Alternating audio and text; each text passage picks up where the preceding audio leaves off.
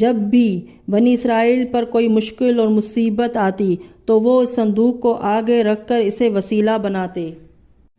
اور خدا سے دعائیں کرتے تو ان کی دعائیں قبول ہو جاتی اور ہر آفت سے لڑ جاتی، اور جب تک یہ صندوق اسرائیل کے پاس رہا تو وہ دوسرے اقوام پر غالب رہے۔ مختصر یہ کہ یہ تابوت سکینہ بنی اسرائیل کے لیے عروج اور برکتوں کا سبب بنا، مگر جب بنی اسرائیل طرح طرح کے گناہوں میں ملوث ہوتے رہے اور ان لوگوں میں سرکشی اور کفر کا دور دورہ ہو گیا تو ان کی بدعمالیوں کی نحوست سے خدا کا یہ غضب نازل ہوا کہ قوم عمالقہ کے کفار نے ایک لشکر جرار کے ساتھ ان لوگوں پر حملہ کر دیا۔ ان کافروں نے بنی اسرائیل کا قتل عام کر کے ان کی بستیوں کو تخت و تاراج کر دیا، عمارتوں کو توڑ پھوڑ کر سارے شہر کو تہس نہس کر دیا اور اس مقدس تابوت کو بھی اٹھا کر لے گئے۔ پھر اللہ تعالیٰ